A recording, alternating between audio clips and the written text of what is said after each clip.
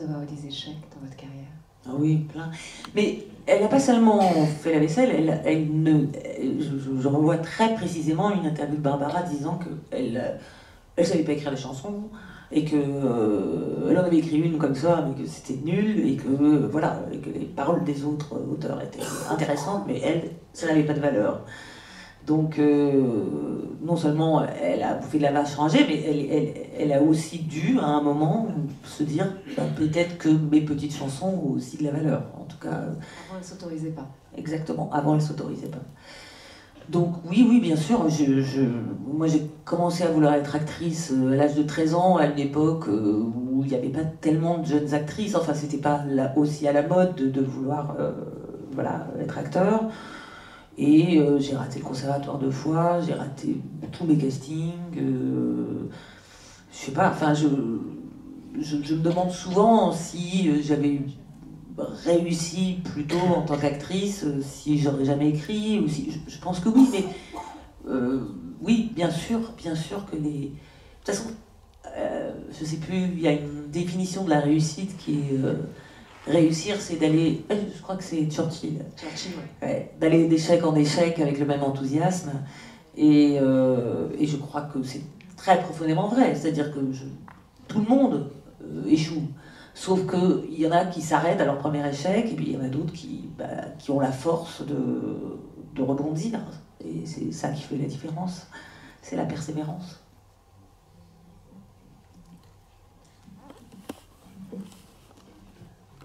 Bonjour. Bonjour. Bonjour. Je sais plus si je te tutoie ou je te vous vois. Tu me tutoies. Je te tutoie. Allez. D'accord. Bonsoir. J'ai eu la chance de tourner un petit peu dans ton film Place Publique et je voulais viens de répondre à la question en arrière, pardon, je vais chambouler. Une de tes singularités dans ton travail de metteur en scène, c'est de dire bonjour à tout le monde. Un vrai bonjour qui est très pratique pour le travail et très enthousiasmant. Et c'est pas le cas de tous les plateaux. Et j'ai commencé, ton tournage de Place Publique était un de mes premiers tournages.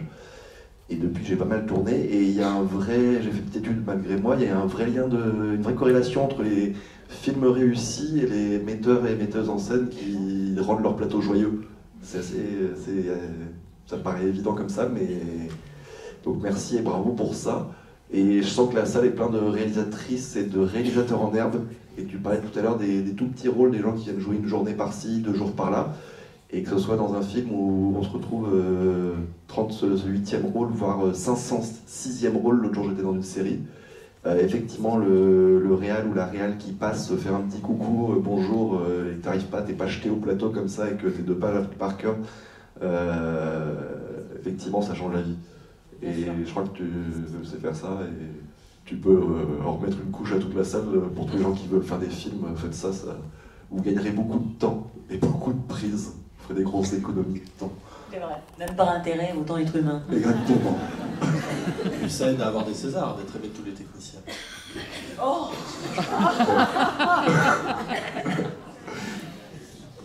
Je suis pour un César du meilleur premier assistant, moi aussi. Décerné au tien. Ah bah moi, ouais, qui est inoubliable. Ah, je m'en remets pas. Ouais. Je comprends. Je dirais. Ouais, merci. Pour évoquer juste les Césars, mais tout à l'heure vous parliez de célébrité, qui est aussi une thématique qui revient effectivement dans votre filmographie. Ouais. Alors vous faites partie des cinéastes actrices françaises multiprimées, et en plus dans tous les plus grands prix français, européens. Vous avez même été nommé à l'Oscar du meilleur film en langue étrangère. Alors est-ce que cette célébrité-là, elle vous a mis en confiance, ou est-ce qu'elle a été très intimidante pour la suite? Non, c'est plutôt agréable, évidemment, et puis... oui, c'est pas tellement les prix qui sont intimidants, c'est de se dire est-ce que je vais être capable d'écrire quelque chose de bien, quoi. Ça, j'avoue que... là, on est en train d'écrire et je doute. Ça ne m'a jamais quitté. C'était à propos aussi de la légitimité, est-ce que ça aide à se sentir plus légitime? Peut-être un peu. Oui. Une question. Alors j'avais une question en rapport avec l'affaire Roman Polanski du film J'accuse, et je voulais avoir un peu votre point de vue par rapport aux séances qui ont été déprogrammées, et est-ce que vous pensez que c'est légitime qu'une personne qui a une grande carrière, qui est considérée comme un artiste, qui, on va dire, dans ses films sont considérés comme des chefs-d'œuvre, puisse continuer à tourner, à réaliser des films, à percevoir des aides, alors que il est poursuivi pour des crimes? Est-ce que on va dire, le statut d'artiste est un prétexte pour continuer à faire des films, alors qu'en fait il devrait être jugé comme n'importe quel autre coupable? Vous avez combien de temps? Non, parce que c'est un sujet évidemment très important. Mais je pense qu'on ne peut pas répondre. Enfin, moi, je ne peux pas répondre par oui ou par non, ou par voilà, blanc ou noir. Enfin bref, c'est complexe parce qu'il y a beaucoup de sujets. Il y a est-ce que ce que pense, voilà, enfin, à nouveau, est-ce que Céline, voilà, est-ce qu'il faut interdire, est-ce qu'il faut permettre? Il y a le sujet de la censure, il y a le sujet de la qualité humaine d'un être humain et la qualité de ses films. Et puis, enfin bref, je pense évidemment, et je me souviens très d'Éric Mitterrand disant mais enfin cet homme a tellement de talent, et c'est irrecevable comme argument. Enfin, je me fous que Polanski ou je ne sais qui ait beaucoup de talent, c'est pas pour ça qu'il doit violer quiconque. Après, il y a la justice qui va faire son travail. Non, mais je dis ça par rapport aussi aux déclarations d'Adèle Haenel et de ce qui s'est passé, parce que j'étais quand même très gênée que ça se passe sur un plateau de télévision et que la défense n'ait pas le droit à la parole. Enfin, voilà, moi, ça c'est autre chose. Et je suis très désolée de ce qu'elle a subi et très désolée de ce que les femmes ont subi, subissent, et de tous les abus qu'il y a eu et qu'il y a probablement. Mais si on devait interdire tous les films dans lesquels il y a eu des abus, je pense qu'il ne resterait pas grand-chose du cinéma mondial. Enfin, déjà, il faudrait enlever Chaplin, qui était même un pédophile avéré, enfin bref, il faudrait enlever tant et tant de films, enfin tant. Et puis, après, il y a des époques, il y a des représentations, il y a des... Enfin, c'est très complexe.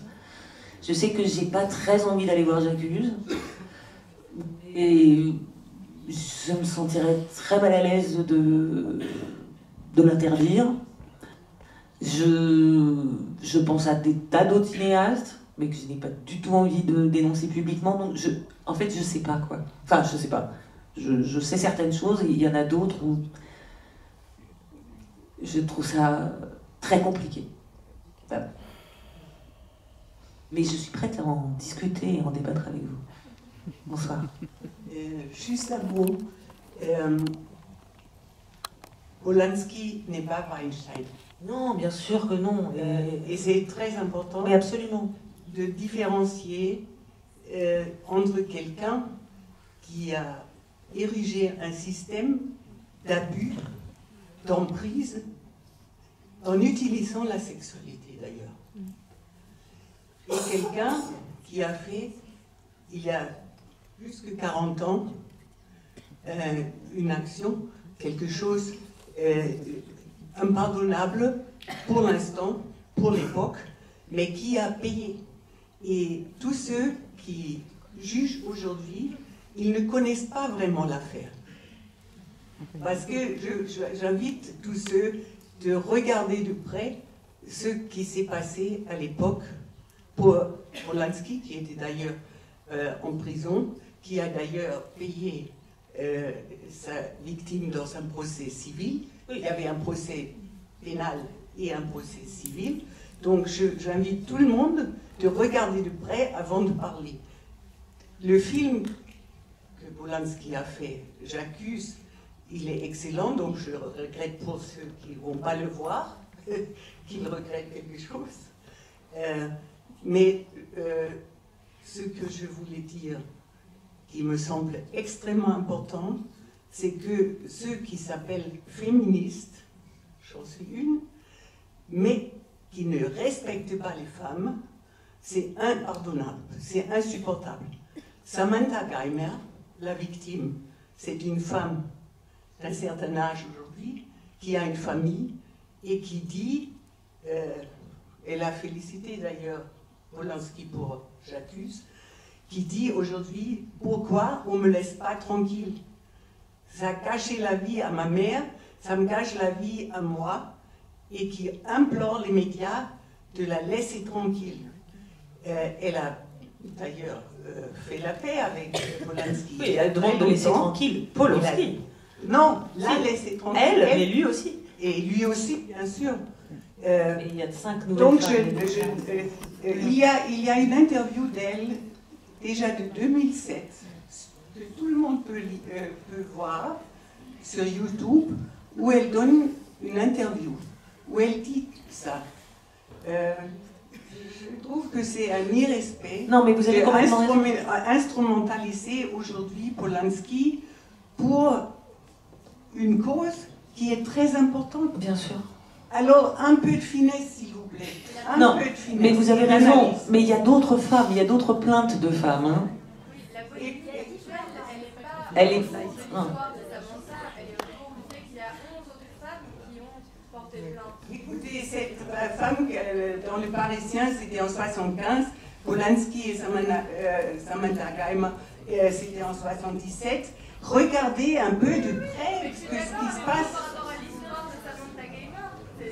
Et là, il s'agit d'autres femmes. Et puis, je vous invite aussi à écouter les quelques mots que Costa Gavras a dit le jour après l'interview de Enel.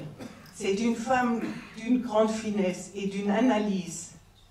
Et elle est beaucoup plus fine que tout ce qu'on en fait maintenant de Polanski. Moi, je trouve que c'est vraiment insupportable. Juste pour, étant donné qu'on est dans la masterclass des Jaoui, donc on va vous laisser répondre, mais si on peut voilà, vous écouter. Non, mais je répondais. Je suis totalement d'accord avec vous, madame, sur une chose, c'est que Weinstein et d'autres, enfin voilà, en tout cas Weinstein, c'est une façon de faire, c'est exactement ce que vous avez décrit, et que voilà, qu'il y a d'autres qui, on peut pas comparer et on peut pas tout mettre dans le même bain. Et encore une fois, ni Christophe Ruggia, ni Polanski, ce sont des cas différents les uns des autres. Mais sur l'affaire Polanski, ce sont de nouvelles plaintes qui sont arrivées par rapport, voilà, juste avant le film. Mais je suis d'accord avec vous qu'il y a quelque chose de dérangeant. Je sens aussi que les médias, et pas seulement les médias, les gens, puisqu'on est dans cette société de la dernière polémique, le dernier scandale, la dernière révélation qui, moi, m'insupporte, il y a cette espèce d'envie de dénoncer, de dire, pour faire du buzz, en fait. Hein. Et c'est pas ça qui est intéressant, c'est de changer les choses, c'est de s'interroger chacun sur... et d'ailleurs, après la prise de parole d'Adèle Haenel, j'ai eu beaucoup de copains hommes qui m'ont dit, qui s'étaient tout d'un coup demandé si eux-mêmes... mais au fait, est-ce que à un moment j'ai abusé un peu ou pas, ou quoi, enfin, qui était... Bon, donc, c'est intéressant, ça, enfin, des remises en cause et le fait de tous réfléchir. Moi, je me demandais aussi si dans d'autres pays, c'est dans les pays justement du Nord, il y avait les chiffres des viols étaient moins importants, sur les chiffres... Bon, c'est toujours très compliqué, parce qu'entre les pays où les femmes vont porter plainte, où les femmes ne vont pas porter plainte, c'est toujours difficile de faire de vraies études de chiffres. Mais voilà, enfin, en tout cas, ce que je pense, c'est qu'effectivement, il faut être prudent, mesuré, et à la fois, il y a beaucoup de choses à dire, il y a beaucoup de choses à dire sur les pratiques, et il y a beaucoup de choses à dire aussi sur, encore une fois, ce qui se passe à l'écran, quoi, parce que... et à la fois, après, on parle de la censure, de pas la censure, tout ça est complexe, voilà. Et c'est tout. Non pas que nous voulions avorter le débat, mais comme il y a une séance juste après, on va devoir mettre fin à la discussion. Donc une dernière question dans la salle.